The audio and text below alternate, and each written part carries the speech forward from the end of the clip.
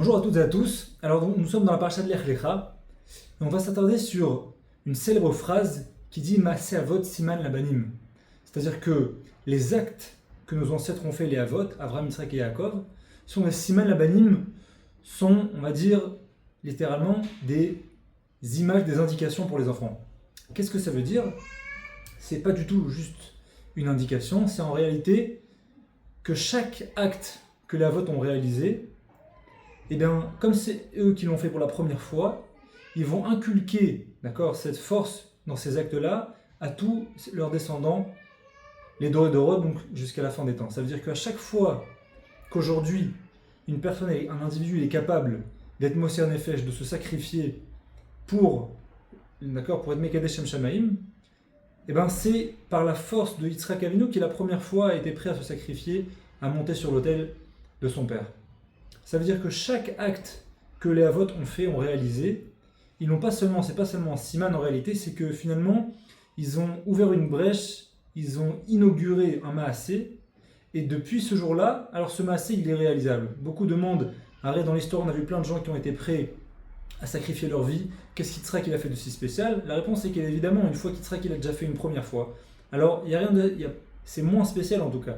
Le véritable chidouche, la nouveauté, c'est le premier. Lorsque le Havot il l'a fait, lorsque Yitzhak il a été prêt à se sacrifier, alors depuis ce jour-là, le fait que d'autres arrivent à le faire, c'est presque pas normal, mais ça veut dire en tout cas cette force-là, elle vient de Yitzhak et c'est grâce à ça qu'il a la force de le faire aujourd'hui.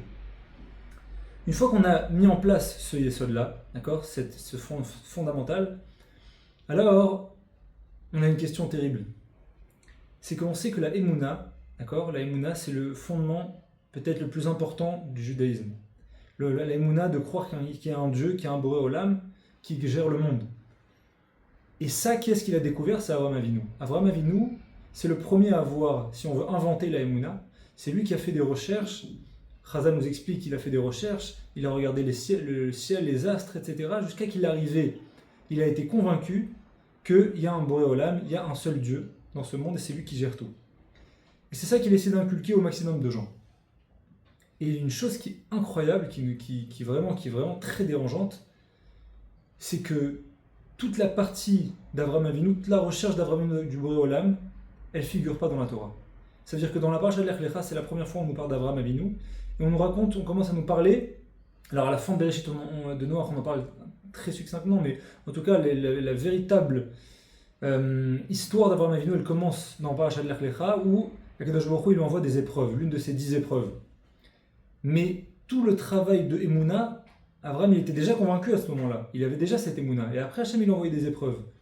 Mais toutes les recherches qu'il a fait, on dit qu'Avraham il a écrit Masechet Avodah Zarah. Il a testé toute l'Avodah Zarah. À chaque fois il avançait petit à petit. Ça c'est pas possible, ça c'est pas possible, ça veut rien dire. À chaque fois il éliminait petit à petit jusqu'à qu'il arrivait à la conviction profonde qu'il y a un Dieu, il y a un Boré Olam. Donc toute cette démarche-là, elle est indispensable pour nous. Parce que comme on a dit, Maaseh Avot Siman Labanim. C'était tellement important pour nous de l'avoir, cette démarche, qu'on aurait pu aujourd'hui, en étudiant tout ce qu'Avraham il a fait, on aurait su nous aussi comment faire pour être convaincu d'avoir un Boré Olam.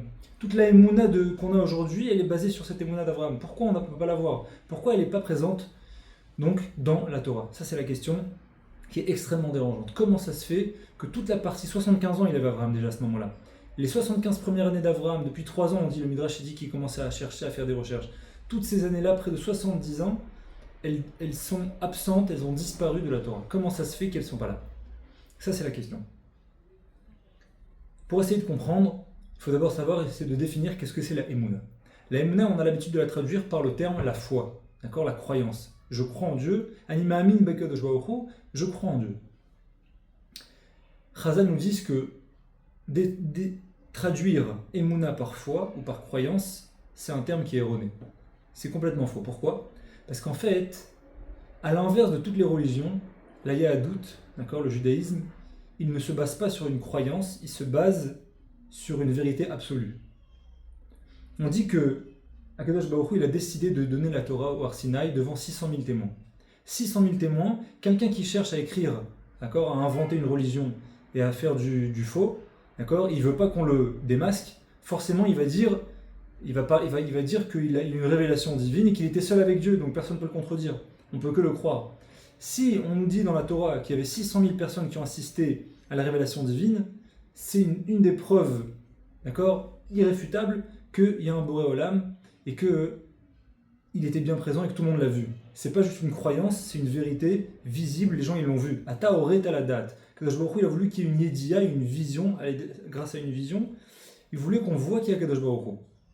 À partir de là, Hachem il s'est masqué, d'accord, comme le dit le Olam, né Elam, Kadosh Baruch Hu il s'est mis en retrait, et du coup on doit croire, d'accord, on doit être ma'amin dans cette vérité. Mais il y a une vérité à la base, il y a une vision, c'est pas une croyance, on ne croit pas quelque chose qu'on n'a aucune preuve, c'est quelque chose qui est avéré, et sur ce émet là, alors on va devoir être ma'amin. Donc c'est quoi être ma'amin? Ma'amin en hébreu, la tête imoun, donner du imoun à quelqu'un, c'est quoi? Quelqu'un qui est ne'eman, c'est quelqu'un qui est fidèle. Quelqu'un qui est fidèle, ça veut dire que lui, je peux lui confier une tâche, je sais qu'il va la faire. La fidélité, c'est quoi la fidélité? C'est s'en tenir, d'accord, à mes convictions. J'ai une conviction, j'ai une vérité, je la sais. Je sais que Kadosh Baruch Hu, c'est lui qui a donné la Torah Arsinaï, qui a créé le monde. Et la Emouna, en fait, finalement, elle n'est pas du tout, elle ne se limite pas à l'ordre du Sechel, d'accord, d'une croyance, d'une conception. C'est en fait une Itnaagut. C'est un comportement, c'est un niveau que quelqu'un atteint et qu'il essaye d'être fidèle à cette conviction qu'il a eue, à cette vérité qu'il a eue. Dans les autres religions, comme on a dit, il y avait un témoignage d'un individu qui a dit « moi j'ai eu une révélation, etc., croyez-moi ». Alors que dans la Torah, on nous dit il y a une vérité absolue, 600 000 personnes l'ont vu, ils ont témoigné, ils l'ont raconté de père en fils jusqu'à aujourd'hui. C'est quelque chose qui est irréfutable. Et à partir de là, on nous demande d'être ma'amin. C'est quoi être ma'amin?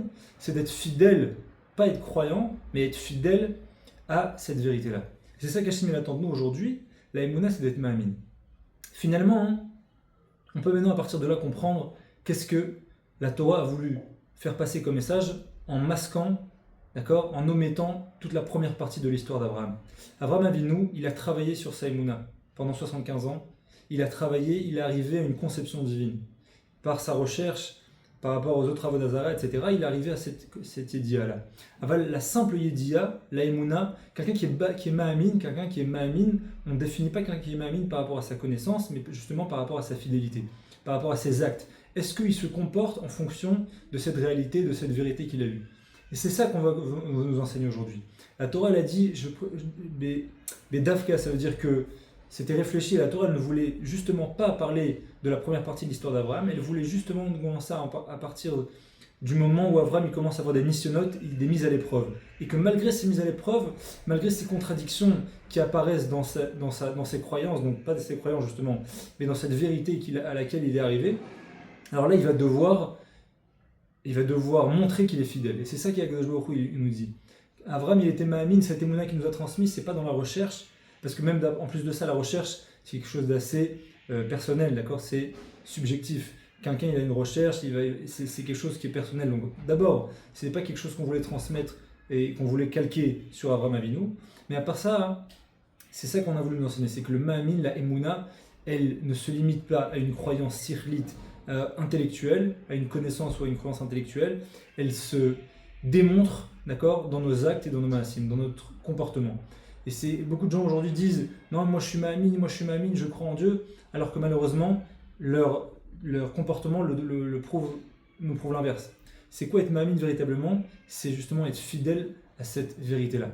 Donc Bezrat Hashem, qu'on puisse se renforcer toujours dans cette émouna, non pas seulement dans cette croyance, mais justement dans le fait d'être fidèle. Dans le fait d'être fidèle à cette vérité qu'on connaît tous, que Kadosh Baruch Hu, Boré Olam, et Baruch Hashem, les récents événements auxquels nous assistons, ils nous prouvent encore une fois de plus qu'il y a des gens comme ces otages, des Yehudim qui peut-être, c'était pas des grands tzadikim, c'était des gens comme vous et moi, des gens simples, et finalement ils ont réussi au moment de l'épreuve, ils ont réussi à prouver au monde entier leur émouna. Pas leur émouna simplement au niveau, d'accord, sirlit, mais dans les actes. Quand on leur a demandé de tester leur émouna dans des cas concrets, ils ont réussi à la mettre en pratique.